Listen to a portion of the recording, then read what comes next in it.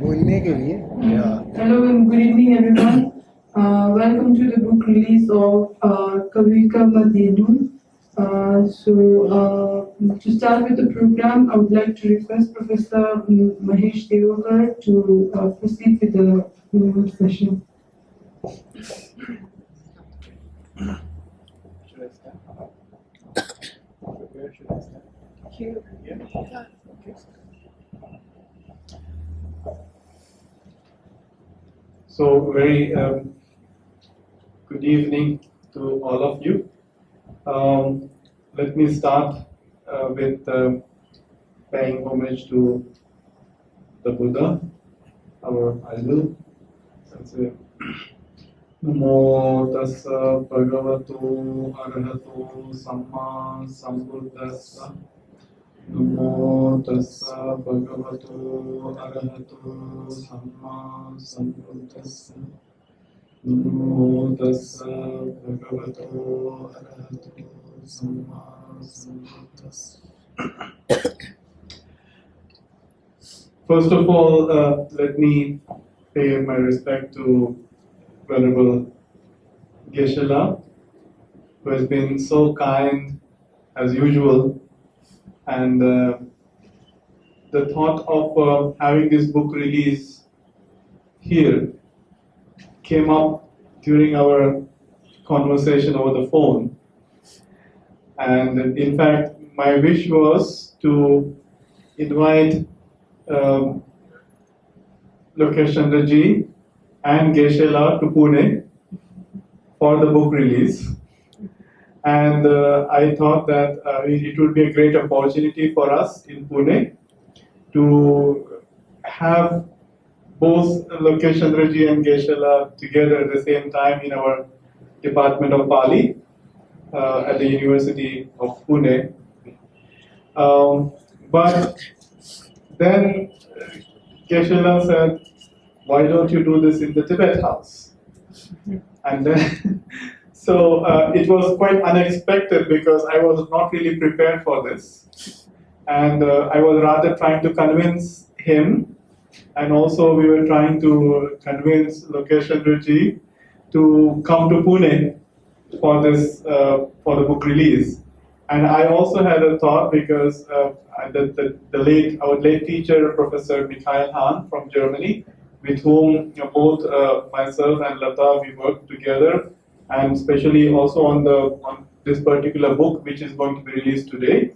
So because he passed away on 12th of July in 2014, and since then, in the memory of our teacher, we started a lecture series, a memorial lecture series, and I thought that it would be a great opportunity if Dr. Lokesh Chandra comes to Pune and delivers Professor Hahn Memorial Lecture, and the Geshe is also there, and then in this company of both of them, we can do the book release. That was an earlier idea. But, when I spoke to Geshe, he is very spontaneous and often unpredictable. So he suddenly gave this thought that we should do this in the Tibet House. And then I said, Geshe, is it really true? Can we do this in Tibet House? And he said, yes, I will do all arrangements. And that thought now is something which is now coming true here today, this evening. And I'm happy that all of you are here as witness of this wonderful evening. So, and actually me anchoring this program is also something which came all of a sudden. So I was again not prepared for this. I thought I will sit in the audience and listen to these scholars here. But again, the world there's so much impermanence, so much unpredictability. So I'm here standing before you. I feel that it's a great honor for me to be here in the Tibet House. It is, in fact, for me, for the first time I'm here, though I'm connected with Geshe and the Tibet House indirectly for so many, with Geshe, of course, directly with the Tibet House, indirectly through him for so many years. I'm very happy that we are here. It was just last last year that we had a conference in the Tibet House, and that was also for me the first time to meet Dr. Lokesh Chandra in person, because we have been using his books and reading his books since we started studying Tibetan and since we entered the field of Buddhist studies. So I'm so happy and so grateful for Geshe for providing us this opportunity to be in the company of both of them, and also I must say that in this wonderful community, wonderful family of Tibet House. Tibet House is it's like a house for us. So I'm very happy for that. And the third important thing is that we also have with us here today Aditya Goyalji, who has been again associated with our department and with our publications for many years. It is again Professor Han who introduced us to Aditya ji. So it was a very interesting thing that both are Indians, but we were introduced by a German professor, so to each other. And Professor Han was working with him for many years. So it is just because of him that we got to know Aditya ji, and then Lata published her first book. The first volume of this book was also printed by Aditya ji from Aditya Prakashan, and then since then we have been working with him continuously. And it is it's a great pleasure to have him as your colleague and as one of as a person with whom you are working. So I'm happy that all the three people are here in Delhi, here in Tibet House. So first of all, I thank Geshe for putting this idea before us, and then finally it is coming true. So with this brief introduction of how and why we are here, let me now turn to the actual purpose of this evening today. We are going to have this book release of this book. It's an academic book for which actually it's a result of, so to say, I think almost 15-16 years together now, because this is a book on which Dr. Lata Deokar, I'm calling her Lata because she's my wife, so let me tell you that. So, and I'm not referring to her as Dr. Lata Deokar. That's very odd for me to call her that way. But so she has been working on this text since her PhD and her PhD topic. And then with Professor Han, I think she will tell you about the story about how her journey about this book. But this is an important text written by a Buddhist monk scholar from Vikramashila University, the ancient Vikramashila University, about the first half of the 12th century. And this book is important because it traveled. It did not remain confined to India or to the Nalanda tradition or the Vikramashila tradition. It spread all over India. It was used and referred to by many later scholars till almost 18th century. And wonderful thing about this book was that it traveled outside India. The very few books, they get this, you can say, have this opportunity or have this great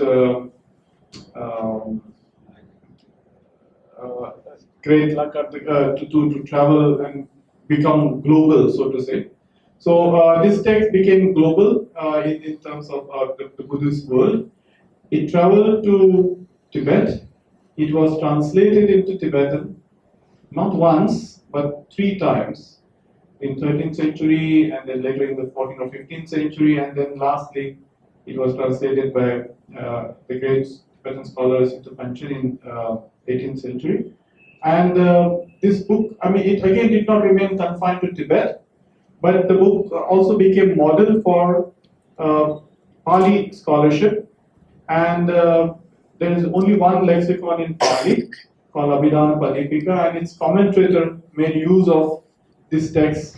So it was studied in Sri Lanka, and then it was also used by this Burmese monk, Burmese minister actually, who wrote a commentary on on the Pali lexicon. So you can see that the text became so global. It was appreciated in the Buddhist world, in the Buddhist scholarship, not just only in the Sanskrit tradition, but also in the Pali tradition. So you can say this is a unique example where a text written by a scholar is accepted by his by his Buddhist fellow men in Mahayana and the Theravada traditions, and also outside the Buddhist tradition, accepted and referred to by the non-Buddhist tradition of scholarship in lexicography and also in grammar. So it's a wonderful treasure, and I think Dr. Lata will now speak more about it and will take you through this journey of her along with her experiences. So I would like to invite Dr. Lata to speak about the book. So and she will take you with her on this journey.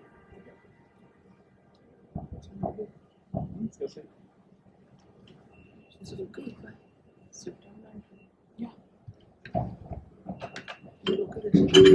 Is it okay if I sit down? Yes. Thank you very much, Mahesh, for introducing the text in a nutshell. A very good evening to all of you. It's indeed a moment of great satisfaction for me today, mainly for three reasons. As Mahesh said, when we started studying Tibetan almost 20 years back in 1998, Lokesh's dictionary was one of the chief study material we had.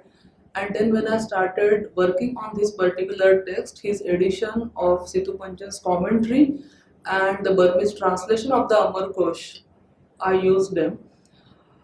And then when Geshe came to Pune during one of his visits to our place, I told him about Subhūticandra and his commentary, and Geshe was so fascinated by this text and its author that he always used to ask me, so how far you have progressed in the second part of the book, when is it coming out and all this thing. So I'm really happy and grateful that Geshe offered Tibet House for the release of this book. And third thing, because I was in the Central University of Tibet, Central Institute of Higher Tibetan Studies for almost 12 years, I always felt connected with the Tibetan tradition, Tibetan culture.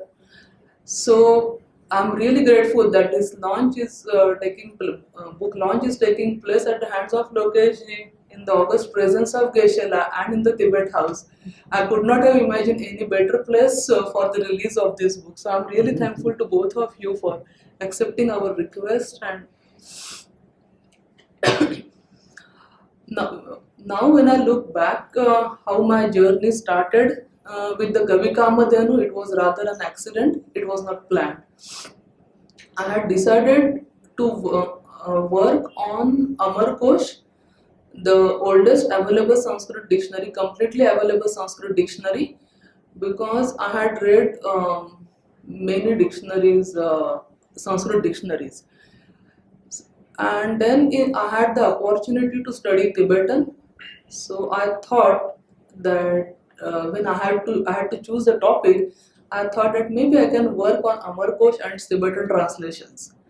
And I told this to my supervisor, Professor Shirkan Bahulkar, and he said, okay, yes, go ahead. But as he always used to say, that first read and then only we will register your name for the PhD course, not without reading.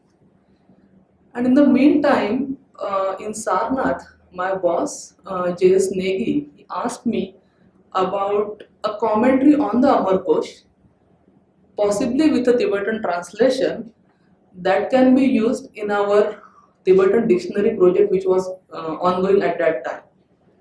And I just knew that, okay, there is some commentary, Subhūticandra's Kavikāmadhenu, it is translated into Tibetan. So I told him. And both of us thought that the text has already been edited. So we sent someone to the library. And he said, no, we don't have anything like this. So I thought that maybe our library doesn't have a copy of this book, because the commentary is really very influential, so I could not imagine that no one has worked on it. And then, as Professor Subhūticandra asked me to read anything related to Amarakośa, I was reading Introduction to Jatarupa's commentary on the Amarakośa, which was edited by Mahesh Raj Pant, published from Motilal.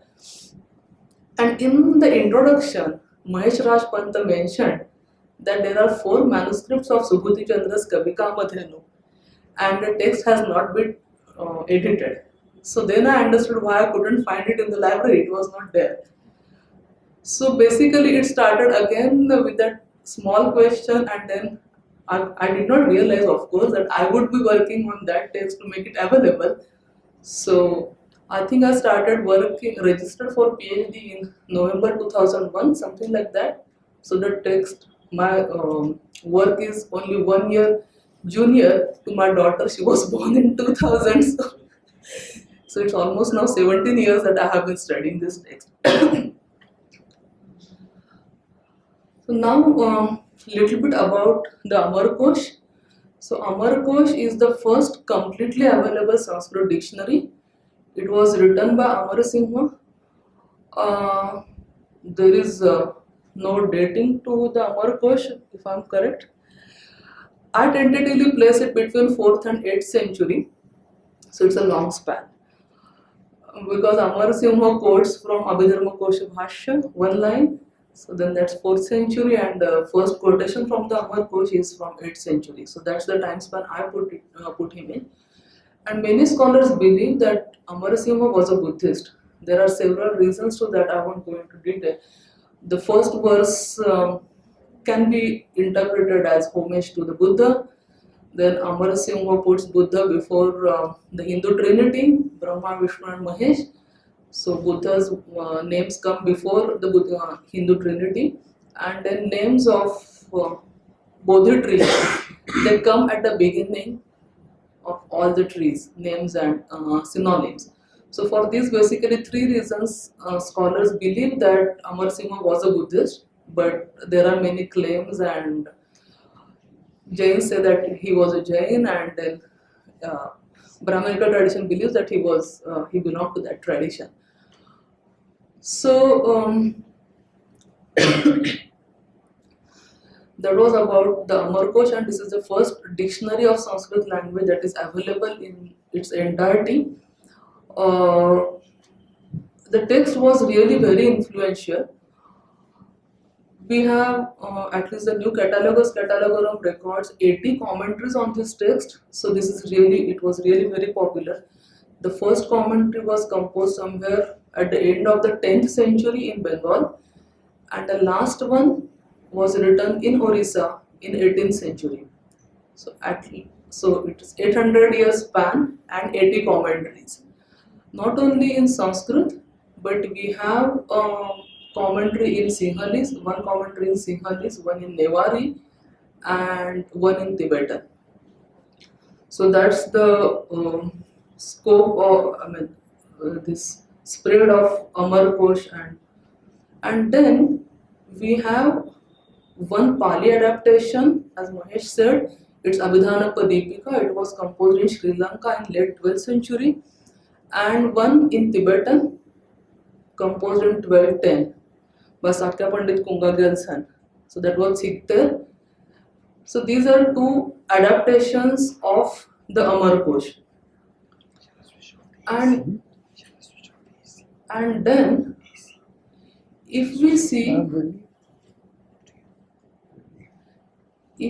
the Tibetan tradition from 12th century, early 13th century, when Sakya Pandit composed his Sikter, up to 1912, Tibetan scholars who composed dictionaries, Tibetan Sanskrit or Tibetan dictionaries, they made extensive use of Amarakośa. So they have quoted from the Amarakośa. So we do not know any other text from lexicographical genre which exerted its influence not only in India for 8 centuries, but also outside India, so Tibet, Sri Lanka, and it must have reached Burma and other parts, because there are many, I think there is much material there, and it was translated also in Burmese, but that's I think late 19th century, late 20th century, that lexicon was translated into Burmese. So we do not know any other lexicon. I mean, Buddhist texts were transmitted to various parts of India, Tibet, or Central Asia. But any secular work that traveled so far and remained so influential for all these centuries, I think this is a single example. And now in the vast commentary literature, so there are 80 commentaries in Sanskrit. Subhūticandra's Kavikāmadhenu is important for several reasons. Firstly, chronologically speaking, this is the third known commentary on the Amarakośa. It was written by Subhūticandra, whom I have placed between 1060 and 1140 Common Era, and the commentary was written somewhere between 1110 and 1130, because the help came from the Tibetan sources, not from the Sanskrit sources. So Tsultim Gyaltsen, who translated Arya Saddharma Smrityupasthana Sutra, he writes that he read this sutra in Vikramshil with Subhūticandra. So, and Tsultim Gyaltsen passed away in 1130, so by that time it must have been complete. The Subhūticandra belonged to Vikramshil monastery. Tsultim Gyaltsen calls him a scholar of lexicography. That is proved. We have this his voluminous text with us. Then he was a scholar of grammar. That is also evident. We have manuscripts of a text called Subanta Ratnakara, which belongs to the Chandra grammatical tradition, and it must have been very influential. At least we have 6 manuscripts and Tibetan translations again, and then again there are several other influences of this text we can see in Tibet and also in India.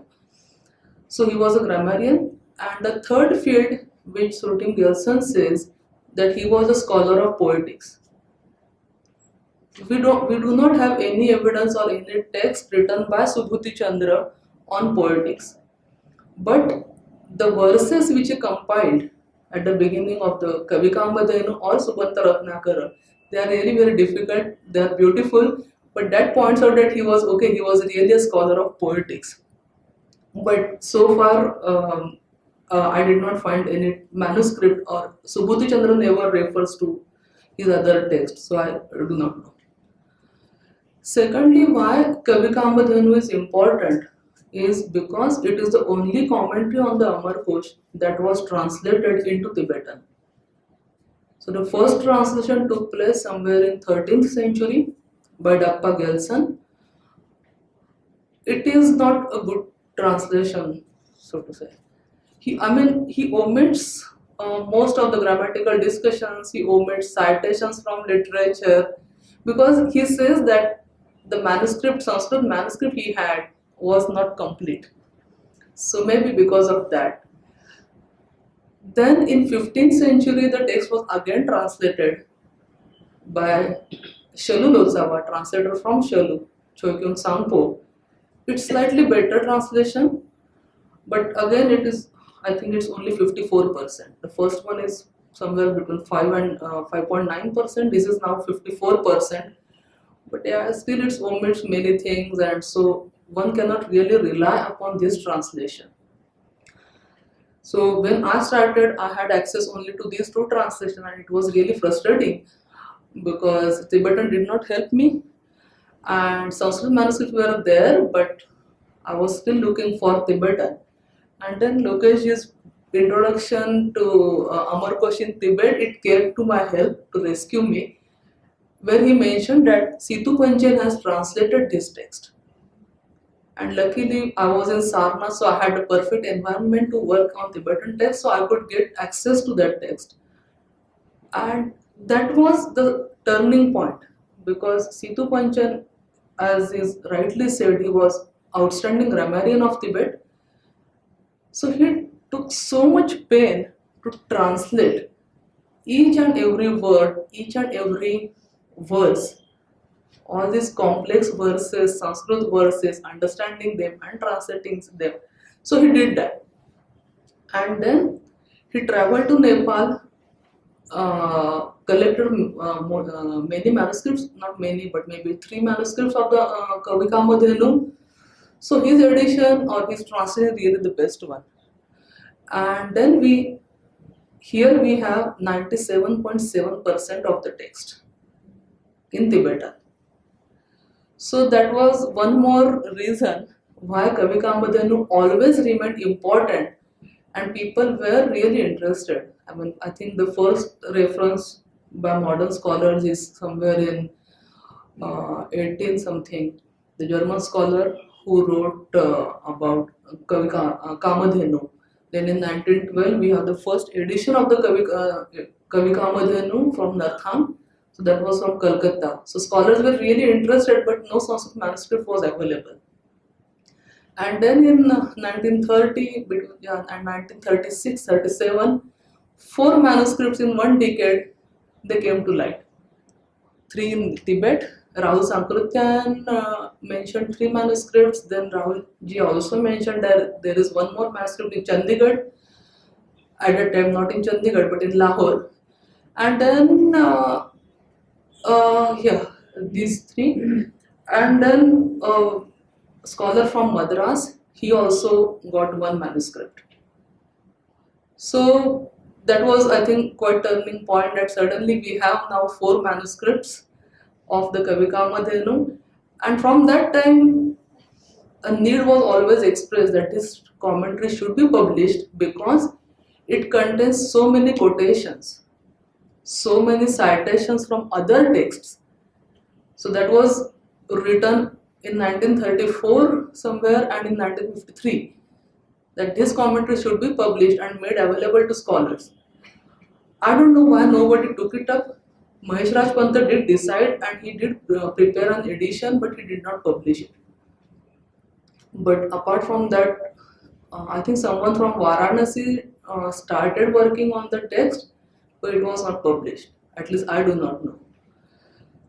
So this was the third reason that his commentary was very important because of its citations.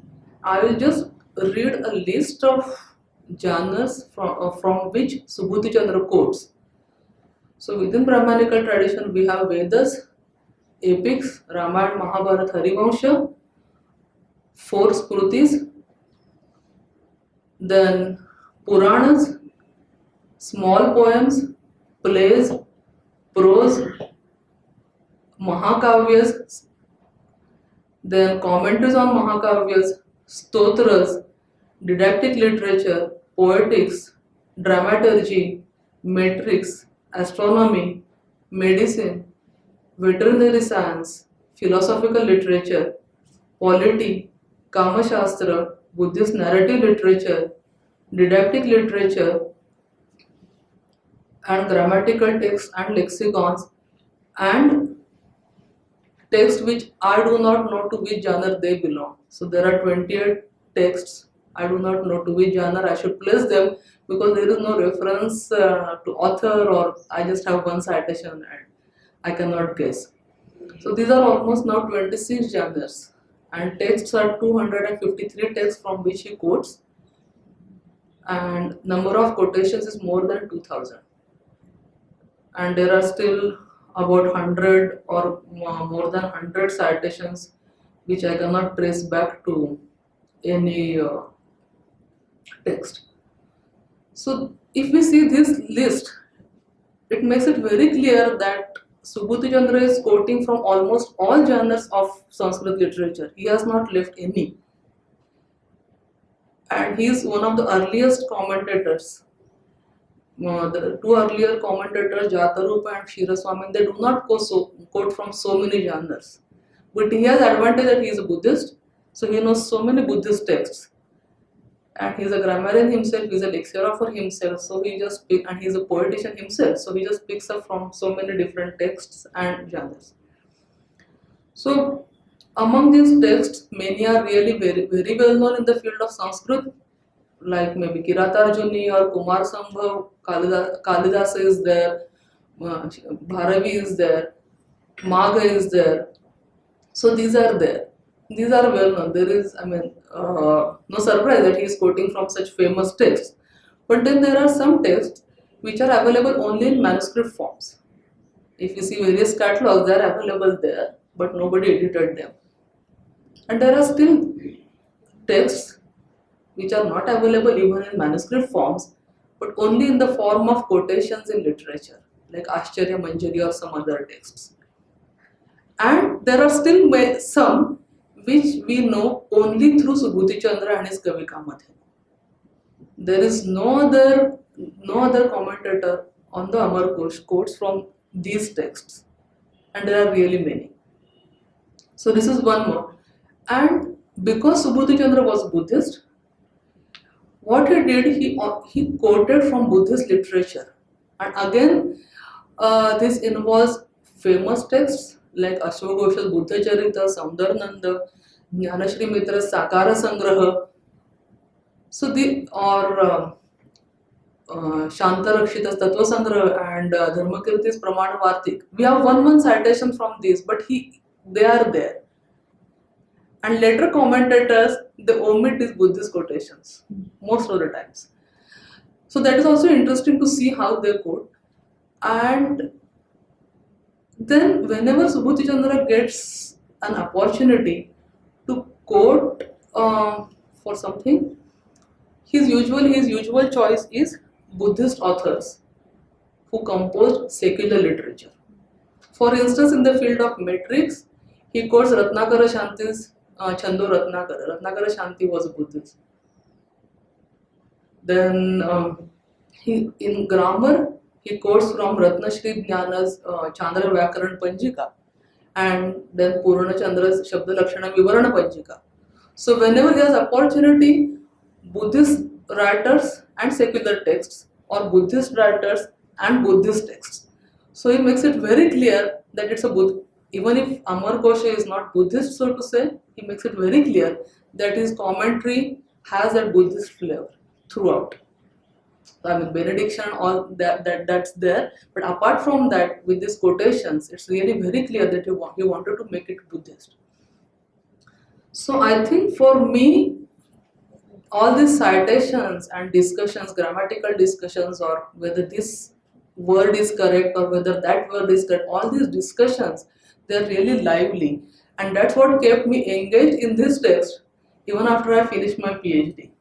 So I finished it in 2007, 2008, and then in 2010, as Mahesh said, Professor Mikhail Han, he came to Sarnath for a workshop, and I had to gather courage, I must say, that I had to gather courage to meet him and to ask him, can you go through my thesis and make suggestions?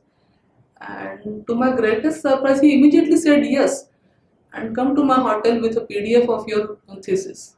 So Mahesh was not with me, my supervisor had already left Sarnath, so I was all alone. And I was really tense because it's a different thing. You talk to someone else and you talk to Mikhail Han, about whom we had heard so many stories that I was really afraid of meeting him. But then I went and he said that I don't know anything about this text. Tell me what you know. So I told him that I had consulted all these translations. I also told him that the text reached Myanmar at some point and it was quite influential. He was happy, and the next day he wrote an email and said, I won't hesitate to include your book in my series. This was really an honor which I would not have anticipated, considering the fact that in this series, no Indian scholar's book has been published till now. So we could not believe, both me, Mahesh and Professor Bahulkar, and we were thinking whether this is really true or not. But then that was a journey, as Professor Han asked me to apply for some fellowship so that I can go to Germany and work with him. I applied for the fellowship in 2011. In the same month, unfortunately, Professor Han was diagnosed with cancer, but the surgery was successful, and I got 6 months to read with him, and we used to meet once a week for 2 hours. But believe me, for next 2 weeks, I really had to work hard. Whatever he wanted me to implement and make changes in my edition. So that was the beginning, and I think 2012, 2013, I revised my PhD thesis, which was based on one manuscript from Tibet. The manuscript is now in Germany. It preserves only 5% of the text. I think it is here. Yeah, I think it is here. So it's only 5% with its Tibetan translation. I had finished with my edition, and one native speaker was going through all the text and making corrections to my English. And we got the news that Professor Han's cancer has relapsed. And even after surgery, he would get only 8 months, which means that it was very much possible that he will not see the book published. But I think his willpower was really very strong. I think in May 2014, on 5th May, Aditya can correct me, I sent the final file to him. He knew the situation, and you won't believe. So file was sent to him on 5th of May from Germany, and on 11th of June 2014, we got copies in Germany. So he was really very fast, and we got the copies. Professor Han was very happy to see the book, and we had kind of uneasy satisfaction, because we knew that we don't know how long Professor Han will survive, but we could make it while he was still there. And within 1 month, on 12th July, Professor Han passed away. So we could make it while he was still alive. And then that period was really stressful, because I had just started working on the second volume, which we are releasing today. Professor Han was no more, but then his successor, Professor Hanedar, then my colleagues in Marburg, Dragomir Demitrov or Stanislav, and then scholars from Hamburg, Professor Wesler, Professor Isaacson, and Professor Dorjee Damdul. They went through the draft edition. Mahesh was all the time there to help me with grammar. Professor Bahulkar, he was always with me in all the stages. So they were there, they read several parts of the texts, and yeah, the result is now here before you. So that was the entire journey, and I was really happy that I could complete it, not when even if it was not when Professor Han was still alive, but we tried to implement whatever he taught us in 4 years that we got to learn with him, and implement all these things, and tried to make it a small contribution to his series Indica Tibetica as 55th and 56th volume of this. So now it's only my wish that when Subhūticandra composed this text, it traveled to all parts of India.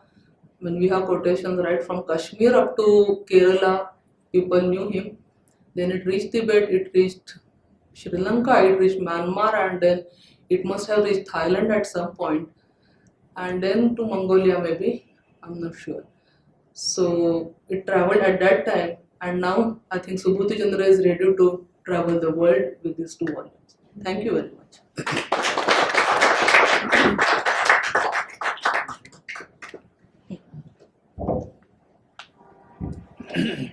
Thank you very much, Lata, for sharing this journey. There's a wonderful verse in the text which Lata had in the first volume.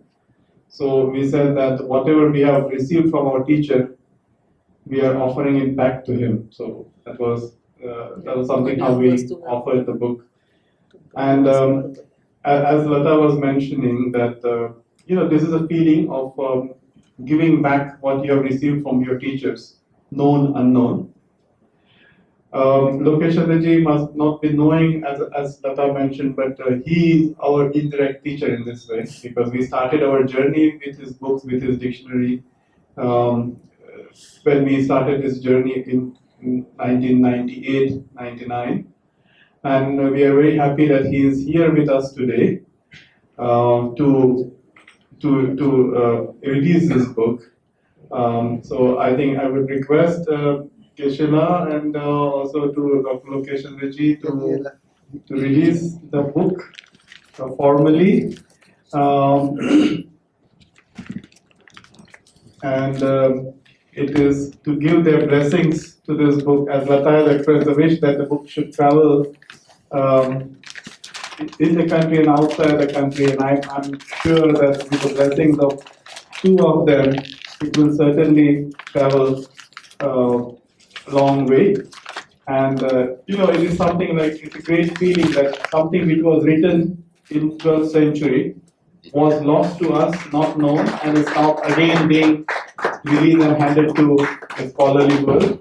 I'm thankful to both Keshila and Dr. Lokesh Chandra for doing the honors to us.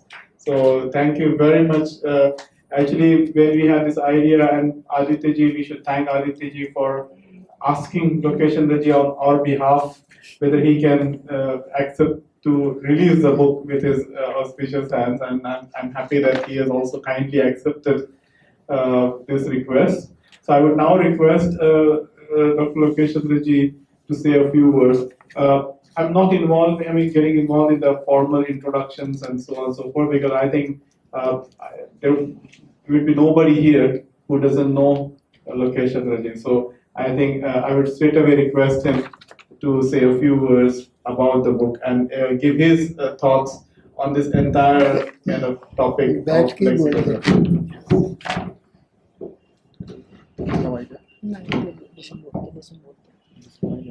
When they say beautifully printed book, number one, it's always a pleasure to see a book which you can read without any strain on the eyes. Secondly, it opens very well. You can put the book and also, like this. The folios will remain open as long as you want. Because this is a text, very complicated text, mostly grammatical explanations of words. And the critical apparatus in this book is marvelous. Something which does credit to Indian research. I always thought that in India, after our generation, the research work in this country will perhaps go down. But now with this book, I feel assured that the standards will be maintained everywhere, perhaps even better than what we have done so far. The question is, Amarakośa. When we were small children, the first thing when I started to study Sanskrit was to memorize the Amarakośa. So Amarakośa is the first Sanskrit text that you begin to read besides the Raghuvansha. Perhaps Raghuvansha, the melody of the Raghuvansha cannot be repeated by this. But still, the stanzas are remarkably well done. Question is whether there was a Shaiva counterpart of the Amarakośa. I have been working on the Indonesian version of the Shaiva Amarmala, not Amarakośa, Amarmala. So, there was a Shaiva version, there was a Buddhist version. But what I would like to say in this book, that Situ Panchen lived in an era when they were trying to understand Sanskrit. He was, I think, quite close to the Chinese imperial court. That is my feeling. Why? Because he wanted to translate Chinese texts on astronomy and astrology. He used to have a very close nexus with Gongojam, who was the main person in charge of the translation of Tibetan texts into Mongolian.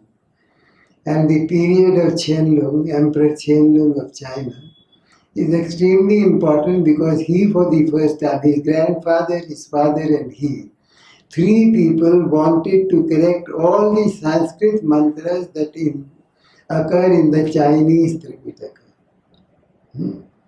Because he wanted his mother to live long. And and on her 80th birthday, he told Lord Buddha that I will not print this book before my mother is 80 years old. So for 3 generations, they tried to correct the Sanskrit text. Correction of Sanskrit text was a very important part of the Buddhist world, particularly the pronunciation of the text. Even today, a bhikshu came to me from Vietnam. He said, we want to correct the Sanskrit of this Dharani. It's the hymn to Nilkantha Shiva, but supposed to belong to 1000 Aug2018. The hymn doesn't say that it belongs to 1000 Aug2018. It is very clearly addressed to Nilkantha Shiva. But whatever, so I said, recite the Dharani. He recited. The melody was beautiful. I said, just keep it. The Sanskrit words may not be correct. But if you have the Sanskrit text, you don't get this melody. So we are, and then any change in the tradition is, beginning of the death of the tradition. The moment you try to change the tradition, it very fast, perhaps like the bullet train, it just goes into oblivion. So I said no change. So, and then I have a feeling that the whole idea of Sanskrit studies in the time of Situ Panchen should actually go back to China, because the Situ, the title itself is a Chinese title. It's not a Tibetan word, Chinese title. The Ming dynasty, emperors of the Ming dynasty gave this title to the founders of the Situ tradition. And it's the Chinese term. And the Ming dynasty was extremely interested in Sanskrit. Why? I have seen their utensils in which they used to eat. Every utensil has a Sanskrit mantra on it. I think the only place in the world that is during the Ming dynasty, the emperors were using utensils with Sanskrit mantras. There are about 300 of them. I have not been able to get their photos. They are beautiful. Not only the mantras, but also the utensils are extremely artistic, done for the imperial house. So, from the Ming period onwards in China, there was a great renewal of Sanskrit learning. Especially the pronunciation of Sanskrit was very important for them. So this tradition was just emerging in the 17th century with Situ has to be explained in a different contextual framework, not just the Tibetan framework. It's very interesting that the first dictionary to be done in Tibet for the translation of Sanskrit text is not an Indian text, it's the Mahavyutpatti created by the Tibetans themselves. And the scholars who did this were not Indian, they came from Bactria. They took out all the terms that had been translated before them, about 700 texts, which had been translated before the Mahavyutpatti. And then the Tibetan emperor said, hereafter the terminology will be fixed according to the Mahavyutpatti. So the terminology was fixed. So why does Situ translate the Amarakośa? The whole ambience of that period of reviving Sanskrit learning was a very important aspect, not only of East Asia, but even as far as Mongolia. They were trying to revive Sanskrit studies. And The work has been so beautifully done, so perfectly done, that is a credit to the editor, Lataji, but also to Indian scholarship, that Indians can do good work if they really mean it. My problem is the Indians don't do good work, shoddy work. Whatever is being done, you go to China, not everything is so perfect. Tibet.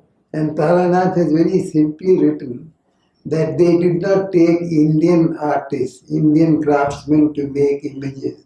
They took them from Nepal. And Situ Panchen was very much interested both in painting and in sculpturing. And he was in close contact with the Nevars, who are great artists even to this day. The image of the Buddha they make is perfect. In my place, I have only the Nevar image, beautifully done. And to make the eye of the Buddha is really a marvelous piece of work. He should be in the Dhyana Mudra.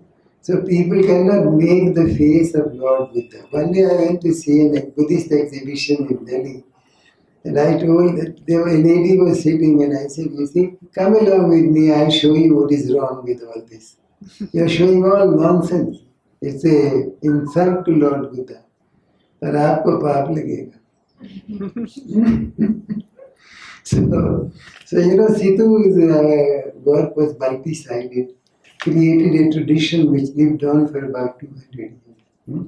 He's a great writer, and I think that just his greatness is also reflected in the critical edition of the commentary of Subhūticandra. But it has no meaning for Tibetans. It's purely a grammatical commentary. It makes no sense to a Tibetan. Tibetan grammar is very simple. So you see, grammar exists only in two languages of the world. One is Sanskrit, the other is Latin. The other languages don't have grammar of that, extent, complication. And Latin also came into the grammar in Latin became creative in the 1st century AD when they became an empire, and they had to replace Greek by Latin. So they had to create a grammar, and all the modern European languages, they are daughters of that Latin exercise for 2 centuries. At least 70 to 80% of the English vocabulary is Latin. Likewise, in every language except Russian, where the Latin words are not used to that extent. They have their own creations. So the linguistic creativity was an important part. And in Tibet it is important because there are in Tibetan many texts which are extremely important for us to understand. The other thing is, why did the Tibetans create their language? Why did they create all this greatness? That is reflected in the name of the capital of Tibet itself. The Tibetan emperors were formerly in the Yarlung Valley. When they came to Lhasa, the city of Lhasa was just a small hill where shepherds used to graze their goats. Lhasa means the goat city. From goat city they made it to Lhasa, the city of gods. And that is how the Tibetan mind functioned for the last 13 centuries. And precisely in that context, whatever had been done in India, they tried to recreate that in Tibet. And also wrote some very extensive, very perceptive commentaries on Tibetan Buddhist thought. And another thing is that the tradition of Situ was very close to Kashmir Shaivism. And because they were close to Kashmir Shaivism, they were more or less departing from the Buddhist tradition. So the 5th Dalai Lama, just shut down all their monasteries and so on. but I don't go to that aspect. But you know, the very fact that he translates Sanskrit texts is his proximity to the Indic tradition and also a departure from the Tibetan norms. Thank you.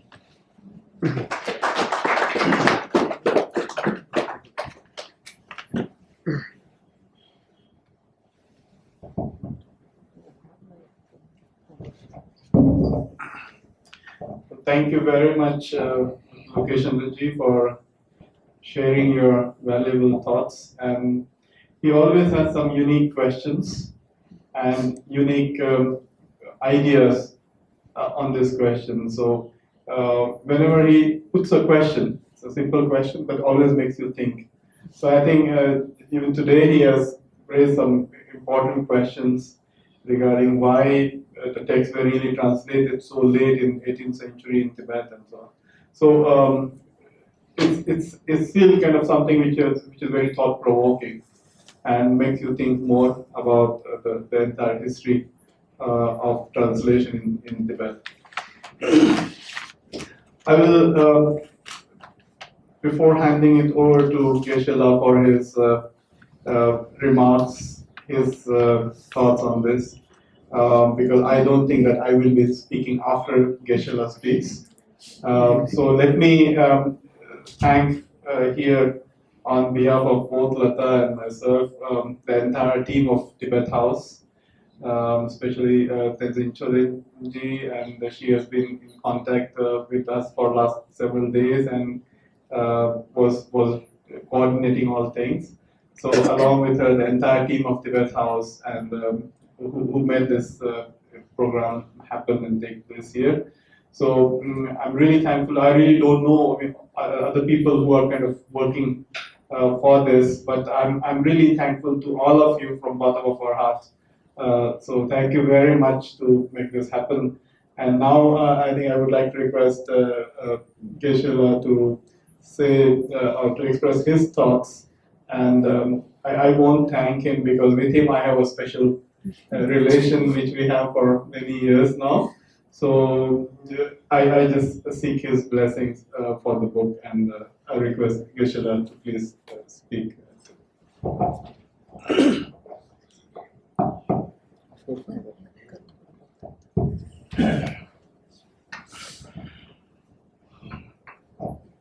It is a great honor for all of us to be amidst or to be with Dr. Lokesh Chandra, who is highly respected all over India, all over the world, for his scholarship and for his originality in many disciplines pertaining to Buddhism, literature, language, and so forth. And we also have Professor Mahesh Deokar. At one point, you wouldn't believe, I was invited by the Buddhist psychology. There's one group there, started by Asha Zobenji, two of them, and then two of them.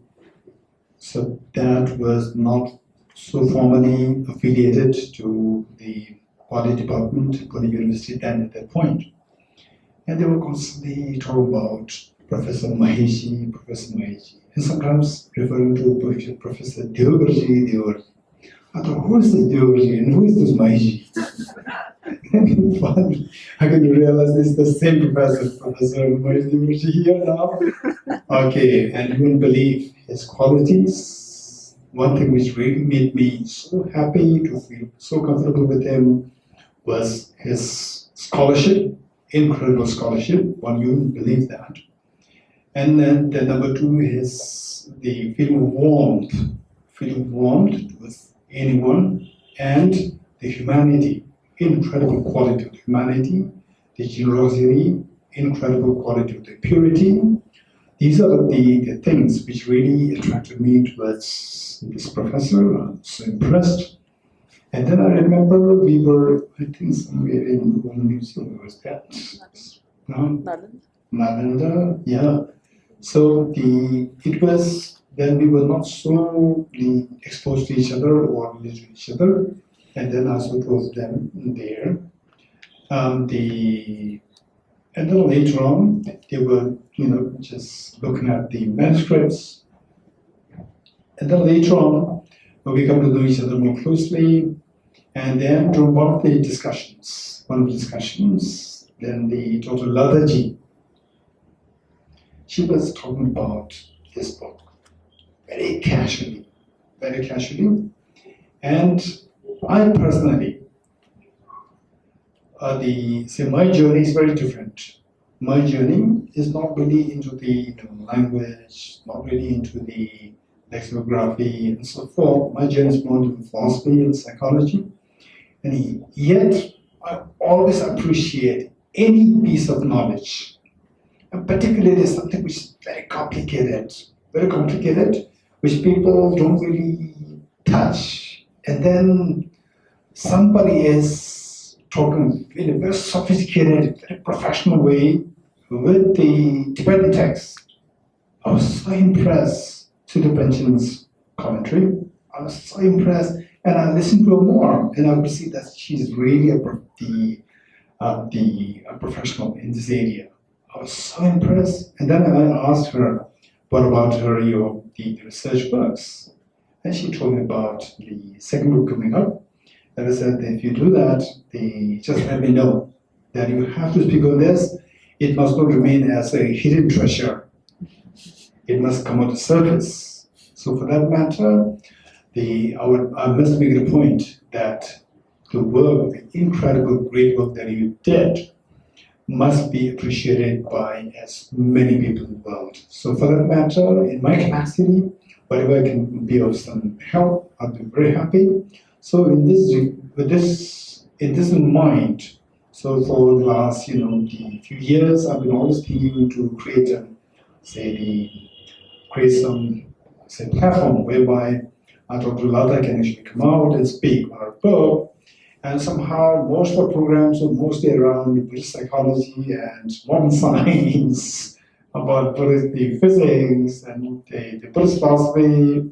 So we did not really get the opportunity to take this out. So finally, last time we did get the opportunity, and we were so happy that this piece of knowledge, somebody put so much hard work, and it must come to the surface. Because this is not for the sake of the Dr. Lataji, it's for the sake of the treasure of the world. It's an incredible treasure of the world. And so therefore, we are very happy that in front of Dr. the Lokesh, a great treasure of this knowledge. And then we have Dr. Maheshji, incredibly great inspiration and the knowledge and the pure heart, and then somebody who has really worked so hard on the ground for all these many years. And there too, the associate director with Sanskrit, the associate director with the Tibetan source, and so forth, Dr. Lataji. I'm very happy that this is now, today is happening. And then just for information, just a little bit of my personal journey about this, for example, and in fact, sitting with Dr. Lokesh Chandra for sitting with him and knowing him for the last few years, and as Dr. Maheshji rightly pointed out, that there's always something new coming up, right? Very interesting things which really hit you so hard to, okay, this part I've never thought, right? Okay, so with this, what I would like to say is that in fact, Dr. Lokesh, I would see that there's a tremendous sense of sympathy, there's a tremendous sense of, the recognition of what is a real treasure and what is not. And this is something which I noticed so deeply in Dr. Lokesh. And if it is a knowledge, if it's a treasure, no matter who has it, right? Even if somebody who is not really recognizes much, if that person has it, still he recognizes it. This is something which I noticed in him. So this now, as my personal journey, is that, for example, so my whole journey, as I said earlier, is on philosophy, psychology, logic, and epistemology, and so forth, rather than the linguist part. And yet, we cannot really evade the linguistic part, because all the concepts we have to come from all the concepts we studied, they all came from the Sanskrit sources. And although I did not study Sanskrit, but I cannot evade Sanskrit.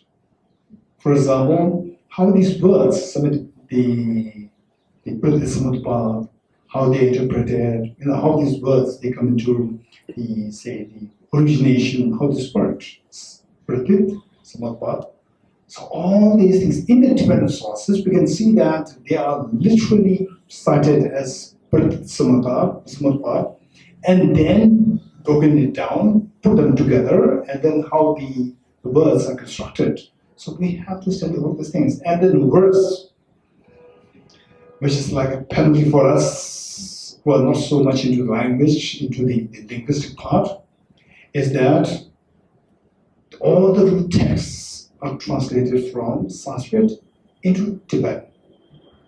And we study the Tibetan language, but it's so difficult for us to unfold the meaning. So difficult. We're reading the Tibetan text, translated from Sanskrit. So difficult. And how come it's so difficult? Only if you read the commentaries, then you sense, okay, yes, it means there's a tremendous beauty there in this language.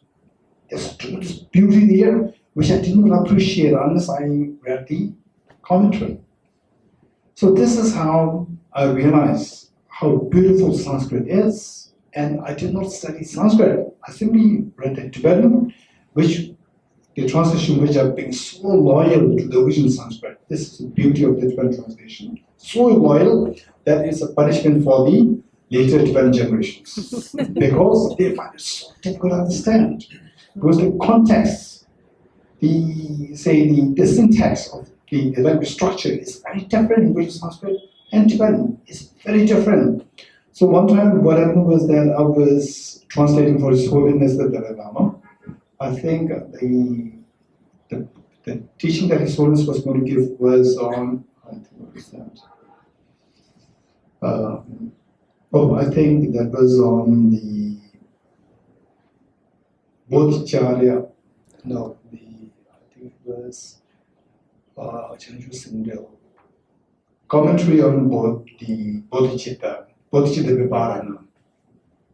Bodhicitta Vivarana, that was the teaching that His Holiness was to give. And because that I was a translator, I had to look for the commentary, because the root text is very complicated. So I looked for the commentary. And look at the commentary I got two. One, the commentary by an Indian master, translated into Tibetan, and another Tibetan commentary. A Tibetan master's commentary, original commentary. I read the Indian commentator's commentary. I read it. It's so difficult for me to understand it. Reading the Tibetan commentary, it makes my mind flow so easily. Then I realized that, wow, this is the difference in the language syntax between the two. So therefore, for us, the original Tibetan, the Tibetan king, and the Tibetan translators, they are so original, so loyal to the original source, the Sanskrit. They even maintain the Sanskrit, the syntax, the language syntax, everything maintained there, that it is not really directly relevant to the Tibetan syntax. And so therefore, everybody who has to study these original sources in Tibetan, yet translated from Sanskrit, is very difficult for us. So therefore, yet we have to, there's no way other than to do that. Right? So therefore, the point that I'm saying is that when I saw this, the very challenging, and then seeing this, because I went through all these experiences myself, then seeing this, one young Indian girl did it and did such a good task, did a great job. I was so fascinated. I was lost in admiration. Then I told that this must come out. Okay, this is how our friendship came into being. And then amidst this group, we have the two beautiful children there, Sayuri, Sambar, two of them, right? So they have been a great support for the two parents all along the journey. Yes, okay. So thank you so much. And as two of them already pointed out, that Denjala worked so hard for making this possible, and all the other staff, the Jumla, and everyone, all the staff here.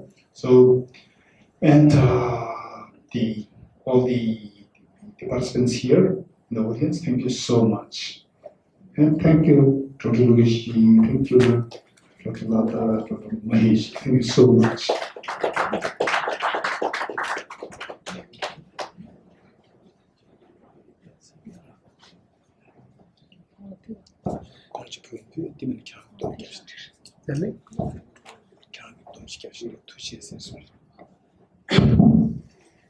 Thank you very much.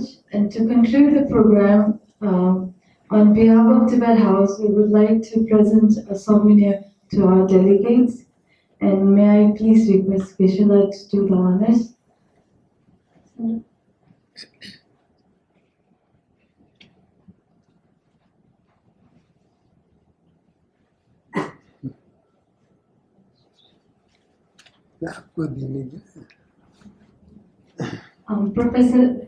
Professor Lokesh Chandra ji. Okay.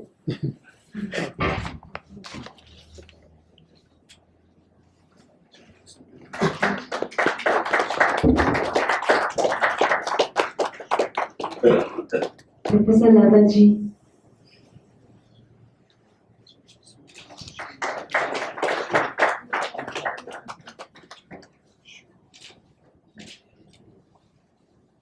And Professor Mahesh ji.